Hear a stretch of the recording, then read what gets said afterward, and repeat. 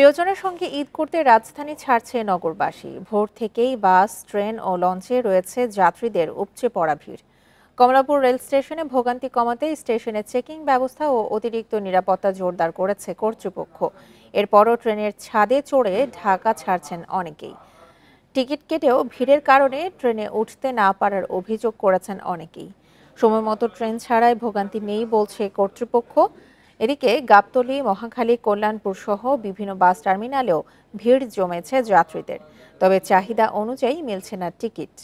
পাশাপাশি অতিরিক্ত ভাড়া আদায়েরও অভিযোগ করেছেন যাত্রীরা। যাত্রী চাপের কারণে টার্মিনালগুলোর আশপাশের সড়কে দেখা দিয়েছে যানজট। সময়মতো বাস না ছাড়ারও অভিযোগ করেছেন যাত্রীরা।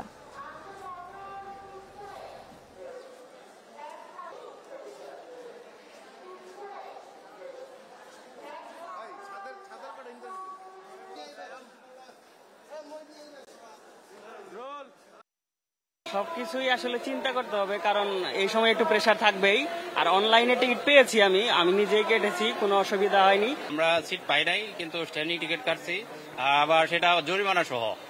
আমাদের গভর্নমেন্ট একটা 5 টাকা, আমরা 160 টাকাতে কাটছি, তা সত্ত্বেও আমরা উঠতে পারতেছি না।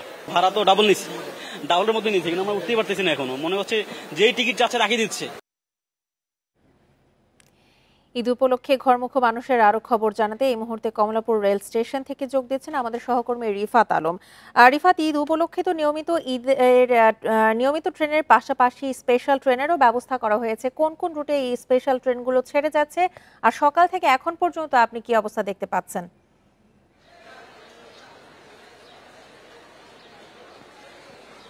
জি, ঈদ উল আজহার কে কেন্দ্র করে আজকের যেই যাত্রা এবং আগামীকালকের যে যাত্রা, এই দুইটি দিনই সবচেয়ে বেশি যাত্রীর চাপ রয়েছে বলে জানিয়েছে কর্তৃপক্ষ।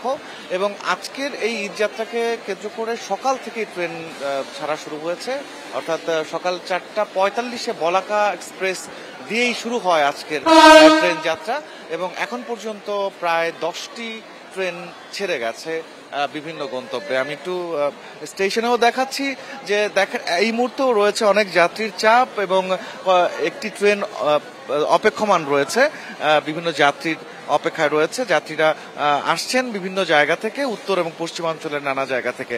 এবং আজকে বলাকা এক্সপ্রেস 4:45 থেকে ছাড়ার পরে এখন পর্যন্ত যে 10টি ট্রেন ছেড়ে গেছে, এর পাশাপাশি দুটো লোকাল ট্রেনও কিন্তু ছেড়ে গেছে বিভিন্ন গন্তব্যে। এবং আজকে সারাদিনে মোট 54টি ট্রেন ছেড়ে যাবার কথা রয়েছে, এবং একটি স্পেশাল ট্রেন ছাড়ার কথা রয়েছে। সেই স্পেশাল ট্রেনটি জামালপুরের উদ্দেশ্যে রওনা হবে, এবং সেই ট্রেনটি কিছুক্ষণ পরেই সেই ট্রেনের শিডিউল শুরু হবে।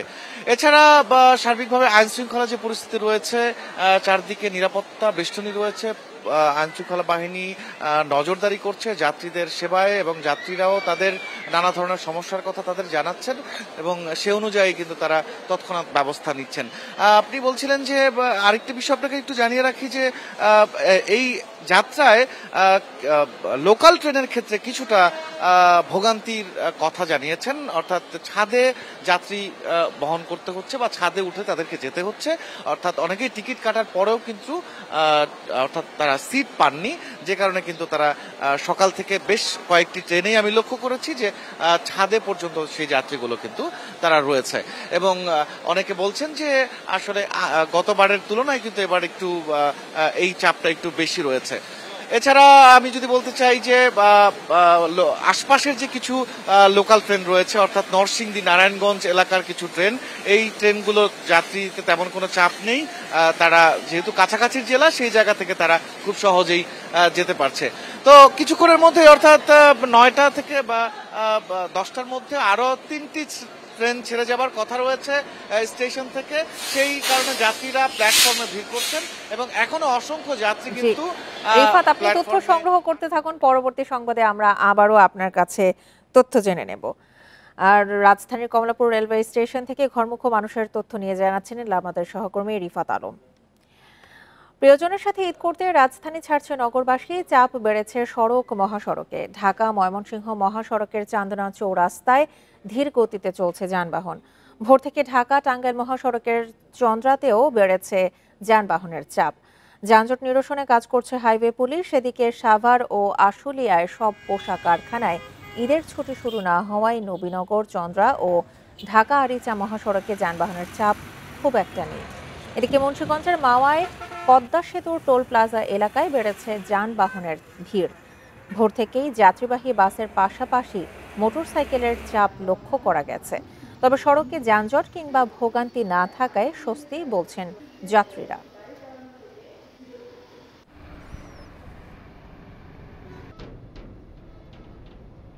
প্রায় 1.5 ঘন্টা যাবত এই জামের ভিতরে আটকে আছে, মানে যাত্রীরা বিরক্ত হয়ে যাত্রীরা নামে, অনেকে রিক্সা দিয়ে, অনেকে হেঁটে হেঁটে চলে গেছে। বাড়িতে যাওয়ার জন্য আমরা আসছি, রাত 11টায় বাড্ডা থেকে উঠছি, এখন বাজে সকাল 7টা, এই অবস্থা। ঘরমুখো মানুষের আরো খবর জানাতে এই মুহূর্তে মুন্সিগঞ্জ ও টাঙ্গাইল থেকে যোগ দিচ্ছেন আমাদের সহকর্মীরা। শুরুতেই যাচ্ছে মুন্সিগঞ্জে, জানাবেন আমাদের সহকর্মী জিতু রায়। জিতু রায়, সকাল থেকে আমরা দেখেছি যে মুন্সিগঞ্জের পদ্মা সেতুর টোল প্লাজায় ব্যাপক ভিড় লক্ষ্য করা গেছে এবং মোটরসাইকেলের সংখ্যাও বেশ বেড়েছে। এই মুহূর্তের পরিস্থিতি আপনি কেমন দেখছেন? পশ্চিমবঙ্গের এই যে প্রবেশদ্বার 21 জেলার মানুষ ঈদ যাত্রায় ঘরে ফেরার জন্য রওনা করেছেন। সকাল থেকেই পদ্মা সেতুর এই যে মাওয়া প্রান্ত, সেখানে কিন্তু আমরা লক্ষ্য করেছি গাড়ির চাপ। আর এই চাপ যতই সময় গড়াচ্ছে, এখন কিন্তু এই গাড়ির চাপ দীর্ঘ হচ্ছে। আমরা এই জায়গায় যাত্রীদের সঙ্গে কথা বলেছি, যাত্রীরা যেটি জানিয়েছেন যে তাদের এই ঢাকা মাওয়া এক্সপ্রেসে ব্যবহার করে ঢাকা থেকে বের হয়ে পদ্মা সেতুর এই মাওয়া পর্যন্ত আসতে তাদের কোনো যানজটের সম্মুখীন হতে হয়নি এবং তারা নির্বিঘ্নে এ পর্যন্ত পৌঁছাতে পেরেছেন। এবং সেতু কর্তৃপক্ষের সঙ্গে কথা বলে যেটি জানতে পেরেছি, 7টি বুথ এবং 2টি আলাদা করে মোটরসাইকেলের জন্য 2টি বুথ থাকার কারণে কিন্তু নির্বিঘ্নেই এখানে টোল প্রদান করে তারা কিন্তু পদ্মা সেতু পার হতে পারছে। একই সাথে সেতু কর্তৃপক্ষ যেটি জানিয়েছেন, তাদের এই বাড়তি চাপ সামলানোর জন্য ব্যবস্থাপনা তারা সুচারু করেছেন এবং একই সাথে টহলের জন্য টহল পুলিশ রয়েছে জেলা পুলিশের পক্ষ থেকে এবং ফায়ার সার্ভিস ও সিভিল ডিফেন্সের এখানে কর্মীরা রয়েছেন, যারা এখানে নিরাপত্তার সাথে সাথে দুর্ঘটনা সংঘটিত যদি হয়ে থাকে তাহলে সেই বিষয়টিকে মোকাবেলা করবার জন্য তাদের যথেষ্ট প্রস্তুতি রয়েছে। আমরা সেতু কর্তৃপক্ষের সঙ্গে কথা বলে যেটি জানতে পেরেছি, সকাল থেকে ভোর থেকেই এই চাপটি গত দিনের চাইতে আজ বৃদ্ধি পেয়েছে। যেহেতু আনুষ্ঠানিকভাবে সরকারি বেসরকারি ছুটি আজ থেকে শুরু হলো, যাত্রীরা দুপুরের আগেই এই মেঘলা আকাশ থেকে এই সময়কার এই আবহাওয়াটাকে বেছে নিয়েছেন যেন নির্বিঘ্নেই তারা পদ্মা সেতু পার হয়ে নিজ বাড়িতে পৌঁছাতে পারেন। আমরা এই অবস্থানটিতে যারা দায়িত্বপ্রাপ্ত কর্মকর্তা রয়েছেন তারা যেটি বলছেন, সময় যত গড়াবেন ততই হয়তোবা এই জায়গাটিতে চাপ বাড়তে থাকবেন। মুন্সিগঞ্জের মাওয়া প্রান্তে পদ্মা সেতু টোল প্লাজার সামনে এখন পর্যন্ত নির্বিঘ্নে যাত্রীরা পারাপার করতে পারছে। জিতু রায়ের সঙ্গে থাকুন। এবার আমরা যাচ্ছি টাঙ্গাইলের, সেখান থেকে জানাবেন আমাদের সহকর্মী মামুনুর রহমান। মামুন, ঢাকা টাঙ্গাইল মহাসড়কের যাত্রীদের চাপ কেমন দেখছেন? যানবাহনে কোনো ভোগান্তির শিকার হতে হচ্ছে কিনা সবশেষ তথ্য জানাবেন। যানবাহনের চাপ অনেক বেড়ে গিয়েছে। আমি যদি তথ্যগত ভাবে বলি, গত 24 ঘন্টায় এই মহাসড়ক দিয়ে 51,849টি যানবাহন উত্তরবঙ্গের দিকে চলে গিয়েছে, অর্থাৎ যমুনা সেতু পারাপার হয়েছে। স্বাভাবিকভাবে যে গাড়ি চলে 18 থেকে 20,000, প্রায় তার 3 গুণ গাড়ি চলার কারণে কিন্তু মহাসড়কে যানবাহনের চাপ রয়েছে। সকাল থেকে আমরা এই মহাসড়কে ভোর রাত থেকে 8:30 নাগাদ কিন্তু থেমে থেমে যানজট দেখেছি এবং যানজটের যে দৈর্ঘ্যটি সেটা ছিল বঙ্গবন্ধু সেতু থেকে সদর উপজেলার রাতনা বাই প্রায় 20 থেকে 22 কিলোমিটার এলাকা জুড়ে গাড়ি কিন্তু দীর্ঘ সারি বা থেমে থেমে যানজট ছিল। তো সেই সময় যারা এই মহাসড়কে চলাচল করেছে তারা কিন্তু চরম ভোগান্তিতে পড়েছিল। আমরা সে সময় যাত্রী এবং পরিবহন চালকদের সাথে কথা বলেছি, কথা বলে যেটা জানতে পেরেছি যে কেউ কেউ টাঙ্গাইল অংশে 2 থেকে 3 ঘন্টা কিন্তু এখানে দাঁড়িয়ে ছিল, ফলে তারা চরম ভোগান্তিতে পড়েছে। তো পুলিশের সাথে কথা বলে যেটা জানতে পেরেছি, আপনি জানেন যে প্রায় 3 গুণ যানবাহন যখন মহাসড়কে চলে আসে, এই সড়কটি হচ্ছে 4 লেন কিন্তু সেতুটি হচ্ছে 2 লেন, ফলে বিপুল সংখ্যক যানবাহন যখন সেতুতে চলে যায় সেই সেতু পার হতে না পারার কারণে কিন্তু এই যানজটের বা গাড়ির দীর্ঘ ভর্তি শুরু হয় এবং সেটা পরবর্তীতে যানজটে রূপান্তরিত হয়। এই মহাসড়কে আইন শৃঙ্খলা রক্ষাকারী বাহিনী প্রায় 6 শতাধিক সদস্য রয়েছে যারা যানজট নিরসনে এবং আইন শৃঙ্খলা রক্ষার জন্য কাজ করছে। কিন্তু সেতু পার না হতে পারলে তো যানজট হয়ে যাচ্ছে এবং সেটা আজকে সারা দিনই হবে বলে আমরা অনেকটাই বুঝতে পেরেছি। এর আগে মহাসড়কের যে চরিত্র ছিল সেই চরিত্র অনুযায়ী বোঝা যায় যে আজকে দিনভরে এই মহাসড়কে যানবাহনের বাড়তি চাপ, গাড়ির ধীরগতি বা যানজট যেটাই বলে সেটা চলতে থাকবে। তো এখন পর্যন্ত আসার কথা হচ্ছে যে সকাল 6:20 থেকে 6:50 পর্যন্ত এই 30 মিনিট কিন্তু সকল যানবাহন শুধুমাত্র উত্তরবঙ্গের দিকে গিয়েছে। এই কারণে যানজট অনেকটাই কমে গিয়েছে, তবে গাড়ির দীর্ঘ গতি বা দীর্ঘ সারি সেটা কিন্তু এখনো রয়ে গেছে। তথ্য সংগ্রহ করতে থাকুন। মুন্সিগঞ্জ এবং টাঙ্গাইল থেকে ঘরমুখী মানুষের সবশেষ তথ্য নিয়ে জানাচ্ছিলেন আমাদের সহকর্মীরা।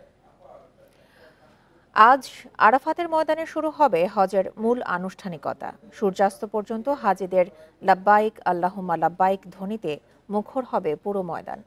সৌদি আরবের স্থানীয় সময়ে ফজরের পর মিনা থেকে আরাফাতের পথে রওনা দিয়েছে হাজিরা।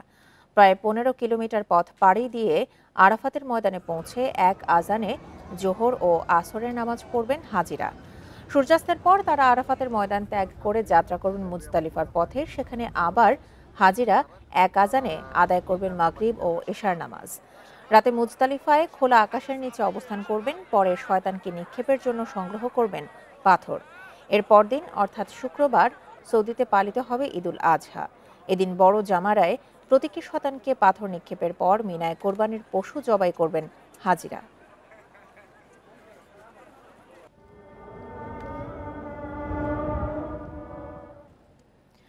ক্রেতা বিক্রেতার দর কষাকষি আর হাঁক ডাকে জমজমাট রাজধানীর কোরবানির পশুর হাট। সাধ্যের মধ্যে পছন্দসই পশু কিনছেন ক্রেতারা। বলছেন গতবারের চেয়ে দাম খুব একটা বাড়েনি, তবে ন্যায্য দাম না পাওয়ার অভিযোগ বিক্রেতাদের। পবিত্র ঈদুল আজহা উপলক্ষে বিভিন্ন জেলা থেকে কোরবানির পশু এসেছে রাজধানীর দিয়াবাড়ি হাটে।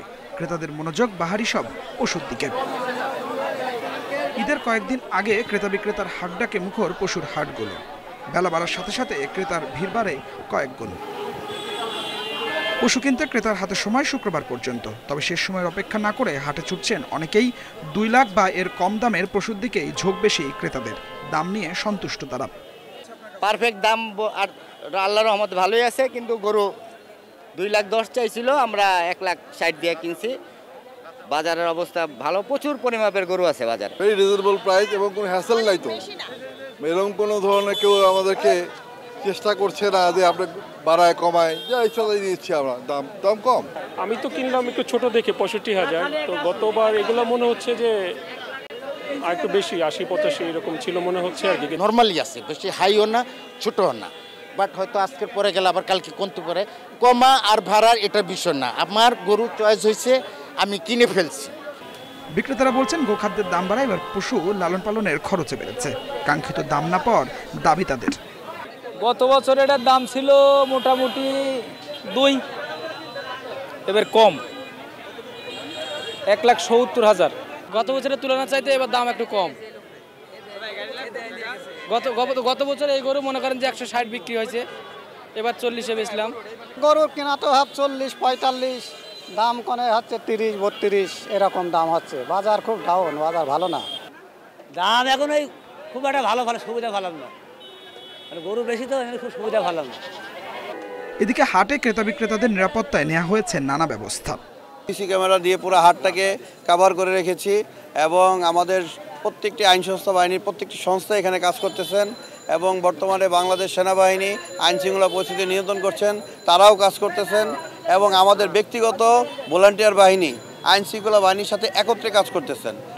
এবার ঢাকার 2 সিটির 19টি হাটে হচ্ছে কোরবানির পশু বেচা কেনা, চলবে ঈদের দিন পর্যন্ত। Adilur Rahman, independent news, Dhaka. বাংলাদেশের সর্ববৃহৎ পশুর হাট গাবতলী, যেখানে কোরবানির জন্য মিলবে গরু, ছাগল, মহিষ, ভেড়ার পাশাপাশি দুম্বা এবং উট। হাটে ক্রেতাদের পাশাপাশি একমাত্র উট ও দুম্বার জন্য ছিল দর্শনার্থীদের উপচে পড়া ভিড়। ভারতের রাজস্থান থেকে গাবতলীর পশুর হাট, ক্রেতাদের কথা বিবেচনা করে আনা হয়েছে এই উট। এটি দেখতে ভিড় করছেন অনেকে। বিক্রেতা জানান 3 মাস আগে রাজস্থান থেকে দেশে এনে লালন পালন করা হয় উটটি। বলেন দাম হাঁকাচ্ছেন 30 লাখ টাকা, তবে 28 লাখে ছেড়ে দিবেন। উটটা হলো রাজস্থানের, আমরা রাজস্থান থেকে নিয়ে 3 মাস আগে নিয়ে বাংলাদেশে পালছি বর্ডার সাইডে। পালার পর আমরা গাবতলী আনছি, গাবতলি এনে ধরেন 17, 18, 19, 20, আজকে একজন 21,50,000 বলছে। আবার আমি নিজেই দাম 30 লাখ টাকা চাই দিয়েছি, 28 লাখ টাকা হলে বিক্রি করবো। একই বিক্রেতা উটের পাশাপাশি এনেছিলেন দুটি দুম্বা, একটি এরই মধ্যে বিক্রি হয়েছে, অন্যটির দাম চাচ্ছেন 3.5 লাখ টাকা। উটের পাশাপাশি আমার একটা দুম্বা আছে, দুম্বাটার দাম 3.5 লাখ টাকা, 3,20,000 হলে দুম্বাটা ছাড়বো। না কিনলেও এক পলক দেখার জন্য দূর দূরান্ত থেকে ভিড় করছে ক্রেতারা। মরুভূমির এই প্রাণী কাছ থেকে দেখে বেশ আনন্দিত তারা। এখানে একটা উট আসছে তো, উট দেখতে আসছি আমরা, তাই ভালো লাগতেছে। দেখি আমার ছোট বাইরে নিয়ে আইছি, ওই দেখতে আইছি, তাই দেখে গেলাম, ভালো লাগলো। আমাদের গাবতলী হাটে এত বড় উট নিয়ে আসছে এই প্রথম দেখলাম, আমার বয়সে প্রথম দেখলাম। একটা উট আসছে তো কখনো উট দেখা হয় নাই, তো গাবতলী হাটে প্রথমবার আসছি, আর উটে দেখার উদ্দেশ্যে আর কি আসা এত রাত্রে। হাটে উট এবং দুম্বার পাশাপাশি ছিল ভেড়া। এই বিক্রেতা জানান সারা বছর গাবতলীর হাটে পশু বিক্রি করেন তিনি, তবে ক্রেতার চাহিদা বিবেচনা করে এনেছেন ভেড়া। আমার তো 12 মাসের ব্যবসা করি এখানে, আমি দেশাল খাসি বেচি সবসময়, এই কারণে দেশি ভেড়াও আনছি সব, যে মানুষে জানে যে দেশাল জিনিস বেশি। এই প্রতিটা খাসি ভেড়ার দেন কান ছোট ছোট অরিজিনাল দেশি, এর ঘরে 14 কেজি করে আছে। মানুষ অনেক কথা, আমি মিথ্যা কথা বেশি না, আমি যেটা লিগেল ওইটা। রাজধানীর পশুর হাটগুলোতে জমে উঠেছে পশু কেনা বেচা। দাম নিয়ে বিক্রেতারা কিছুটা অসন্তোষ প্রকাশ করলেও খুশি ক্রেতারা। Sajjad Hossain, independent news, Dhaka. কোরবানির পশুর হাটের আরো খবর জানাতে এই মুহূর্তে রাজধানীর তেজগাঁও পশুর হাট থেকে জানাচ্ছেন আমাদের সহকর্মী জাহিদুল ইসলাম। জাহিদ, পশুর হাটে আজকে সকাল থেকে বেচাকেনা কেমন দেখছেন? ক্রেতা বিক্রেতাদের প্রতিক্রিয়া কি?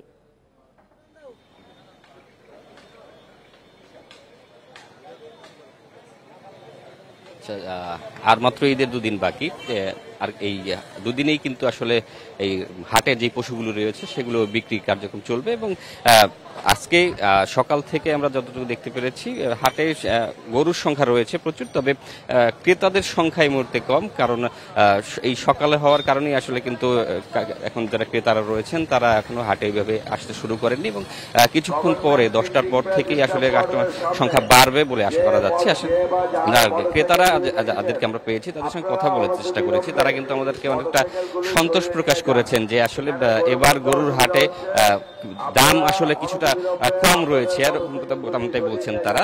কিন্তু বিক্রেতারা কিন্তু বলছেন যে আসলে তারা সারা বছর এই গরুগুলোকে পালন করার পরে যেই খরচ তাদের যাচ্ছে আসলে সেই আশানুরূপ দাম তারা পাচ্ছেন না। তবে এবারে পশু বেশি হওয়ার কারণেই আসলে এরকম সমস্যা হতে পারে বলে ধারণা করছেন তারা, এবং আমাদের তারা জানিয়েছেন যে তাদের কাছে 90,000 থেকে শুরু করে একবারে 1.5 লাখ টাকা পর্যন্ত যেই গরুগুলো রয়েছে সেগুলোর চাহিদা বেশি, এবং তারা সেগুলো বিক্রি করতে চাচ্ছেন। এবং এছাড়া বড় যেই গরুগুলো রয়েছে সেগুলোর চাহিদা কিছুটা কম। এবার আপনারা জানেন যে আসলে গত যেই বছরগুলোতে যে সামাজিক যোগাযোগ মাধ্যমে যেরকম বড় গরু নিয়ে যেরকম হাইপ তোলা হতো, আসলে এবার কিন্তু সেরকম পরিস্থিতি নেই, এবং নানানভাবেই মানুষ এইগুলোকে এড়িয়ে চলছেন, যে কারণে এবার হাটগুলোতে কিন্তু সেরকম আগের মতো চাকচিক্য নেই, মানুষের আনাগোনা কম, এবং যারা রয়েছেন তারা কিন্তু আসলে সবাই গরু কিনতে আসছেন, গরু ছাগল এবং যে পশুগুলো রয়েছে এগুলো কেনার জন্যই আসছেন। আসলে সকাল থেকে আমরা দেখেছি, চেষ্টা করেছি মানুষের সঙ্গে কথা বলার, আসলে গত বছরগুলোর তুলনায় এবছর আসলে গরুর দাম কিরকম। ক্রেতারা সন্তোষ প্রকাশ করেছেন, এবং বিক্রেতারাও কিন্তু অনেক সময় বলছেন যে তারা যেই দাম পাচ্ছেন আসলে তাদের জন্য সম্পূর্ণ না হলেও তবে বাজার ব্যবস্থা ভালো আছে, সে কারণে তারা সন্তোষ প্রকাশ করছেন। আরেকটি বিষয় জানিয়ে রাখতে চাই, যেটি হচ্ছে যে এই পশুর হাটগুলোতে কিন্তু প্রশাসনের করা নজরদারি রয়েছে, যেন এই জায়গায় কোনো রকম লেনদেন অথবা কোনো ধরনের অপ্রীতিকর পরিস্থিতি তৈরি না হয়, সেগুলোকে তারা দেখার চেষ্টা করছেন। এবং হাটগুলোতে কিন্তু এছাড়াও পুলিশের পাশাপাশি নিজস্ব ভলান্টিয়ার ব্যবস্থা রাখা হয়েছে, তারাও কিন্তু চেষ্টা করছেন যে হাটের ভিতরে যে পরিস্থিতির যে কোনো রকম খারাপ পরিস্থিতির মোকাবেলা করার জন্য। এবং তারা কিন্তু রাস্তার ভিতরে যেহেতু এই গরুগুলো রাখা হয়েছে, সেক্ষেত্রে এই রাস্তা যেন কোনোভাবে বন্ধ না হয়, যাতায়াত করতে পারে মানুষ, আসা যাওয়া ক্রেতারা রয়েছেন তারা যেন আসতে পারেন, সেটি আসলে তারা দেখার চেষ্টা করছেন। আর একটি বিষয় যদি বলতে চাই, সেটি হচ্ছে হাটের যেই রাস্তার যে হাটে গরুগুলো রাখা হয়েছে সেগুলো কিন্তু সকাল থেকে রাত পর্যন্ত এই একই জায়গাতে থাকে, এবং এখানে খাবার দাবার তাদেরকে দেয়া হয়। এবং তারা হাটে যারা এসেছেন গত 2-3 দিন আগে যখন হাট শুরু হয়েছে তখনই কিন্তু এই গরুগুলো নিয়ে এসেছেন বিভিন্ন দূর দূরান্ত থেকে বিক্রেতারা, এবং তারা চেষ্টা করবেন যে আসলে এই গরুগুলো যেন তাদেরকে ফিরিয়ে নিতে না হয় বাড়িতে, কারণ এর পরবর্তী যদি আবার তাদেরকে এই গরুগুলো পালন করতে হয় সেক্ষেত্রে এই খরচ আরও বেড়ে যাবে। সেক্ষেত্রে তারা চাচ্ছেন একটু কম হলেও যেন এবারের ঈদেই এই গরুগুলো বিক্রি করতে পারেন এবং মানুষের যে ক্রয় ক্ষমতা রয়েছে সেই ক্রয় ক্ষমতার ভিতরে যেন আসলে মানুষ গরুগুলো কিনতে পারেন সেটিও তারা আসলে চেষ্টা করছেন। তবে আমরা কিছু জায়গায় ভিন্নতা দেখেছি, যেখানে অনেক ক্রেতারা রয়েছেন যারা নিজেদের দাম না পোষানোর কারণে কিন্তু তারা আসলে গরুগুলো বিক্রি করছেন না, এবং এখন পর্যন্ত যে পরিস্থিতি আমরা দেখছি সেটি কিন্তু স্বাভাবিক রয়েছে এবং মানুষ যেভাবে বলছেন আমাদেরকে সেটি কিন্তু স্বাভাবিকই বলা যায়। আসলে আমরা এবছর গত 2 বছর যে গরু দেখেছি সেটি কিন্তু এবারের হাটটা অনেকটাই সুশৃঙ্খল রয়েছে, এভাবেই মানুষ আমাদেরকে জানাচ্ছেন। রাজধানীর তেজগাঁও পশুর হাট থেকে জানাচ্ছিলেন আমাদের সহকর্মী জাহিদুল ইসলাম।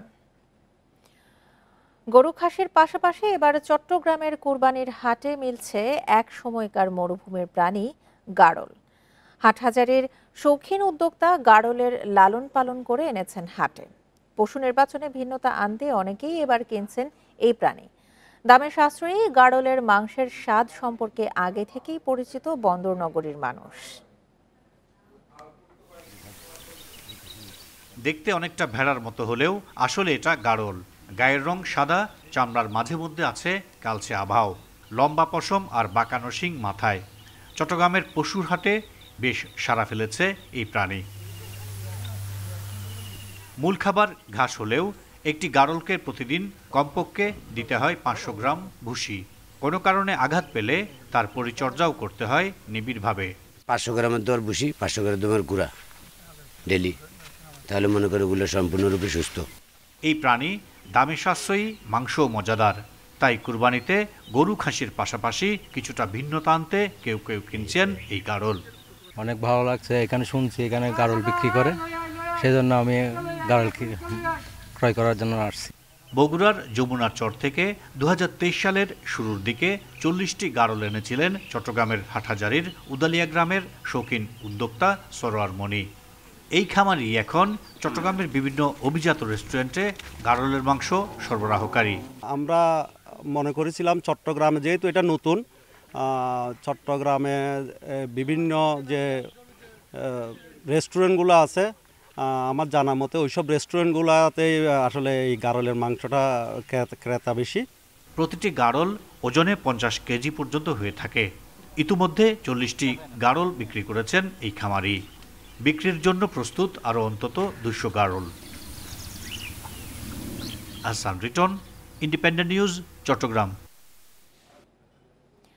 ঈদের আগে এবার মশলার বাজারে স্বস্তি। গত বছরের তুলনায় একই সময়ে প্রায় সব মশলার দামই কম। গরম মশলার ব্যবসায়ীরা এই নিয়ে সন্তুষ্ট নয়, জানালেন অবৈধ পণ্য প্রবেশের কথা। অন্যদিকে পেঁয়াজ, রসুন ও আদার ব্যবসায়ীরা বলছেন সিন্ডিকেট না থাকায় কমেছে পণ্যের দাম।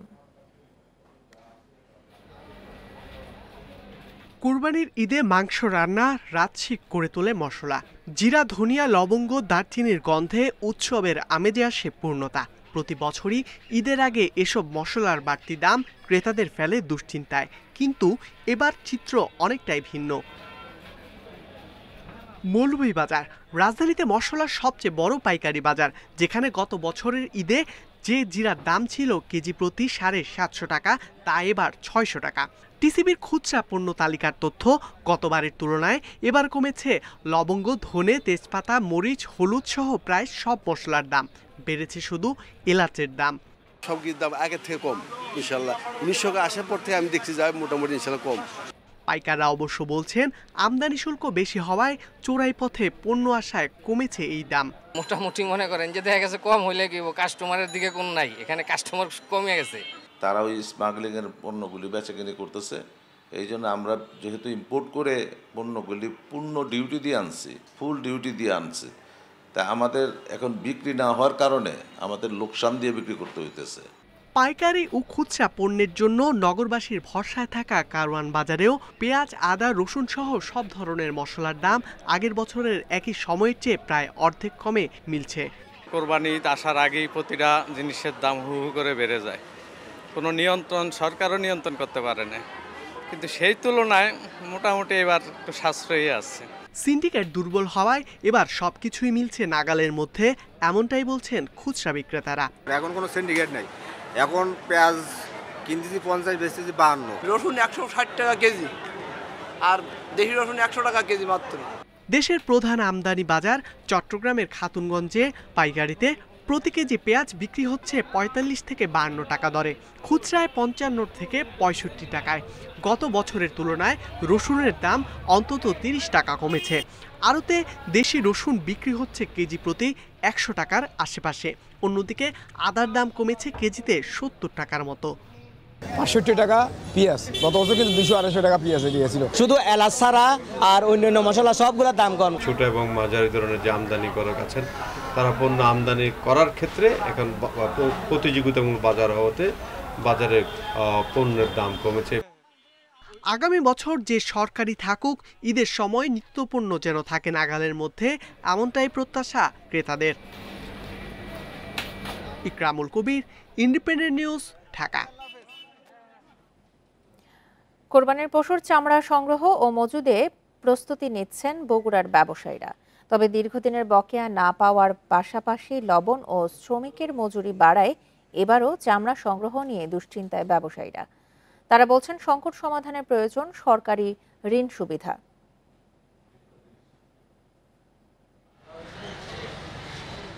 সারা বছরই পশুর চামড়া সংগ্রহ করে বগুড়া সদর বাদুরতলা ও চকসূত্রাপুর এলাকার ব্যবসায়ীরা, কিন্তু আর্থিক ক্ষতির মুখে পড়ে এখন টিকে আছেন হাতে গোনা কয়েকজন ব্যবসায়ী। তারাই এখন কুরবানির ঈদ ঘিরে চামড়া সংগ্রহের প্রস্তুতি নিচ্ছেন। প্রতি বছর ট্যানারি মালিকরা পাইকারি ব্যবসায়ীদের বকেয়া পরিশোধের পাশাপাশি চামড়া কেনার জন্য আগাম পুঁজিও দিতেন, কিন্তু এবার মাঠের ব্যবসায়ীদের এখনো খোঁজ নেননি তারা। পরিবহন ও সংরক্ষণ খরচ বেড়ে যাওয়ায় সরকারি মূল্যে চামড়া কেনা নিয়ে শঙ্কায় তারা। 8-10 বছর হলে ব্যবসা বলতে কিছু নাই, টাকা পয়সা সব কোম্পানিরা নিয়ে গেছে। ইটালি, জার্মানি, ফ্রান্স এরা চামড়া নিচ্ছিল, এরা যদি নেয় তাহলে আবার আগের মতো 2200, 2400, 3000 বেচা কেনা হবে। চামড়া সংরক্ষণে এবার এতিমখানায় বিনামূল্যে লবণ সরবরাহ করছে বাণিজ্য মন্ত্রণালয়। এছাড়া ব্যবসায়ীদের পাওনা বকেয়া নিয়ে শিল্প মন্ত্রণালয়ে জানানোর কথা বললেন জেলা প্রশাসক।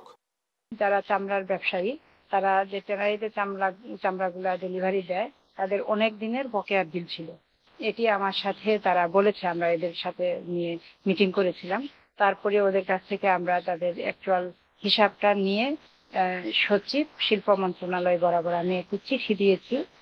বগুড়ায় একসময় চামড়া ব্যবসায়ী ছিলেন অন্তত 30 জন। লোকসানের মুখে তাদের অধিকাংশই বেছে নিয়েছে অন্য পেশা। জজিফ হোসেন, ইন্ডিপেন্ডেন্ট নিউজ, বগুড়া। পরিবেশগত সমীক্ষা ও হাতের উপযোগী বন ফিরিয়ে না আনা পর্যন্ত শেরপুরের নালিতাবাড়িতে পর্যটন নয়। সেখান থেকে সরানো হবে সব ইউক্যালিপটাস ও আকাশমণি গাছ।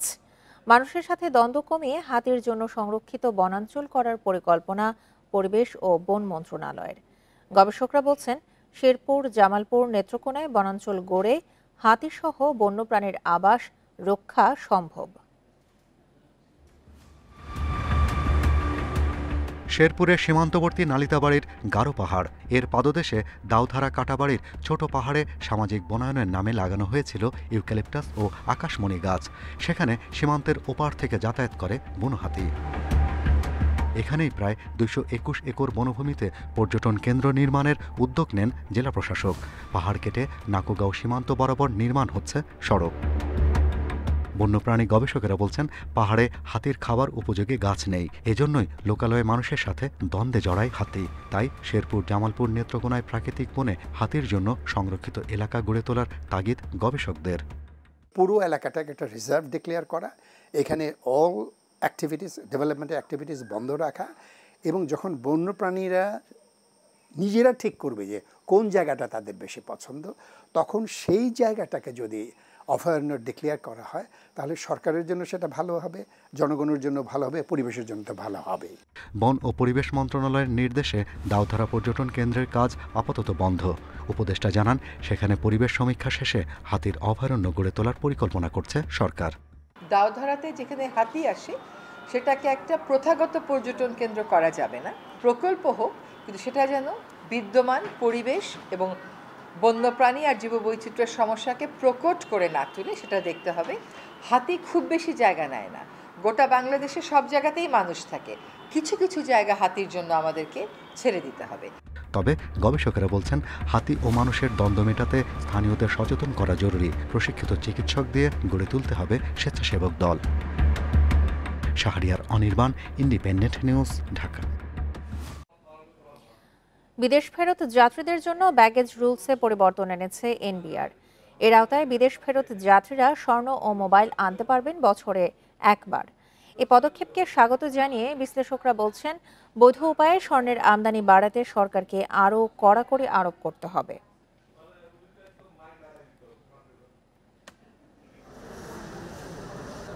আমদানি তুলনায় ব্যাগেজ রুলসের আওতায় স্বর্ণ আনা তুলনামূলক সস্তা, তাই অনেকে আমদানির বদলে যাত্রীদের মাধ্যমে ব্যাগেজ রুলসের আওতায় স্বর্ণ আনতে বেশি আগ্রহী হন। অভিযোগ আছে অনেক চোরাচালানকারীও এই সুযোগ কাজে লাগান। বর্তমানে ঘোষণা দিয়ে একজন যাত্রী বিদেশ থেকে বছরে যতবার ইচ্ছা স্বর্ণ আনতে পারেন। এ নিয়মে কোনো যাত্রী ১১৭ গ্রাম স্বর্ণ আনতে পারেন এবং ৪০,০০০ টাকা শুল্ক দিতে হয়। ২০২৫-২৬ অর্থবছরের প্রস্তাবিত বাজেটে ব্যাগেজ রুলসে পরিবর্তন এনেছেন অর্থ উপদেষ্টা। এতে বলা হয়, একজন যাত্রী পরিহিত অবস্থায় বা অন্যভাবে মোট ১০০ গ্রাম ওজনের স্বর্ণ অলংকার বা ২০০ গ্রাম ওজনের রূপার অলংকার ঘোষণা দিয়ে আনতে পারবেন। এছাড়া সব ধরনের শুল্ক ও কর পরিশোধ ছাড়া বছরে একবার স্বর্ণ আনা যাবে। আইনে বলা হয়, গোপন করে পরিমাণের অতিরিক্ত আনলে তা আইন অনুযায়ী বাজেয়াপ্ত করা হবে। আমরা জানি যে স্বর্ণের ব্যবসাটা বাংলাদেশে সম্পূর্ণভাবে ইনফরমালি চালিত। এটাকে সম্পূর্ণ ফর্মাল করার জন্য আমি মনে করি এই উদ্যোগ না, তার সঙ্গে প্রকৃতপক্ষে আরো কড়াকড়ি বলতে হচ্ছে টোটাল ফর্মাল চ্যানেলে আনা উচিত। বিদেশ ফেরত যাত্রীদের মোবাইল ফোন আনার ক্ষেত্রেও এসেছে পরিবর্তন। শুল্ককর ছাড়া একজন যাত্রী সর্বোচ্চ 2টি ব্যবহৃত মোবাইল ফোন ও প্রতি বছরে মাত্র একবার একটি নতুন মোবাইল ফোন শুল্ক ও কর পরিশোধ ছাড়া আমদানি করতে পারবেন। নতুন নিয়ম অনুসারে বুকিং, হ্যান্ড ক্যারি সহ লাগেজে পণ্য আনা যাবে সর্বোচ্চ ৬৫ কেজি। এর বেশি হলে শুল্ক দিতে হবে। প্রত্যেক যাত্রীকেই এখন থেকে ব্যাগেজের ঘোষণার ফরম পূরণ করতে হবে। ব্যাগেজ রুলসের আওতায় স্বর্ণ আনার বিষয়ে বাংলাদেশ জুয়েলার্স অ্যাসোসিয়েশন বাজুজের সাথে যোগাযোগ করা হলেও তারা বক্তব্য দিতে রাজি হননি। তৌহিদ রানা, ইন্ডিপেন্ডেন্ট নিউজ, ঢাকা। আর এ ছিল এখনকার মতো বিরতিহীন ইন্ডিপেন্ডেন্ট সংবাদে। ধন্যবাদ সবাইকে।